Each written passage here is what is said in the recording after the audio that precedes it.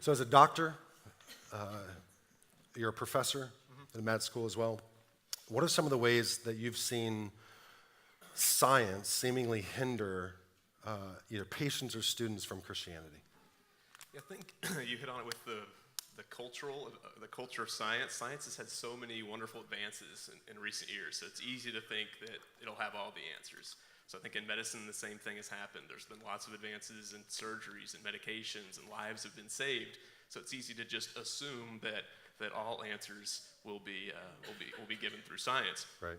But the old adage in medical school is 50% of what we teach you will be wrong. We just don't know what 50%. And that's partially true, but it's just a nice saying. That's not comforting. I just want you to know that.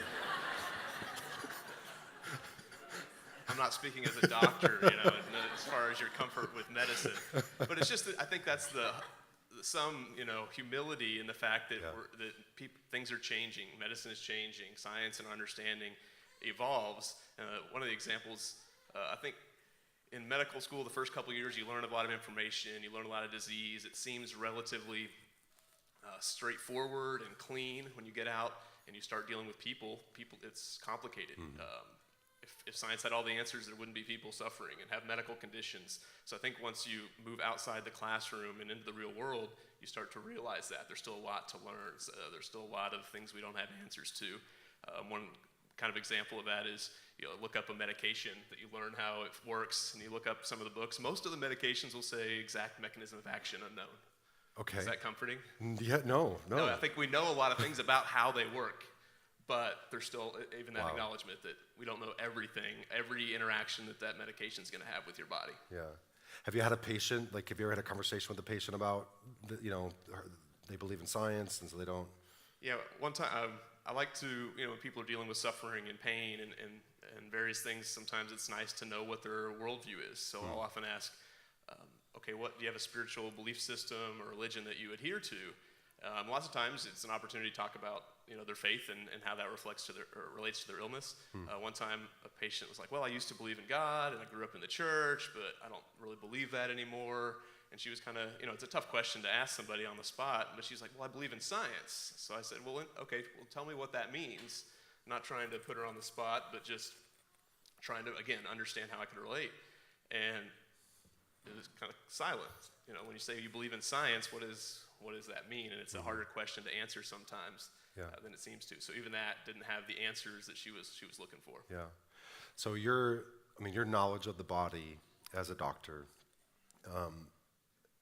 is there times where that stirred you to worship? Is there times where that's deepened your faith, strengthened your faith? Yeah, absolutely. I think, again, that you learn a lot of information and you learn a lot of how things work. The development of the embryo is one of those things. I remember being in medical school and you learn, all these different, how many cells, the names of them, what's happening, the genes that get turned on and turned off. And then you realize, one, that's amazing that goes right so many times. And two, we still don't know what turns on the genes at the right time to make one cell turn into the muscles or part of the arm and one cell's to be our heart and so forth. Still don't really know how that happens. We can say this gene is involved, but what turns it on is still a little bit of mystery. Tell me about the eyes again. Tell them about the eyes. That was cool. This is a cool thing. This stuff's, I geek out on this. And I didn't want to get too deep in the weeds, but it's amazing, our eyes. I'll try not to geek out too much. Just that there's a certain frequency of electromagnetic radiation called light, right? Obviously. It runs into one structure of our body, the eye. There's a lens that perfectly aims and focuses that information on the back of your eye, called the retina, which creates a chemical reaction, which creates an electrical signal to the area of your brain that can then, miraculously interpret that into a useful image for you to do something with. Yeah. It's just cool. All of that stuff interacting together is really amazing. Yeah.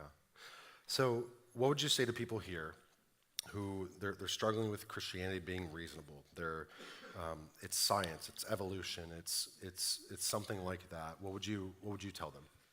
Yeah, I think the idea that science and religion are opposed to each other, something maybe culture or scientism might have you believe, but that's not true. I think they're after different things, different aspects of the truth, as you alluded to.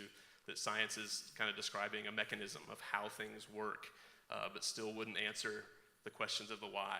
Why are we here? Why am I going through this? How did this all begin? So I think just knowing that they're after different things and that they're not opposed to each other can give people comfort that feel like they're in a science profession and that they can't believe in something, or if they believe in science, that they're disproving God. So you can hold both those things in your hands together and they're not opposed to each other. Yeah.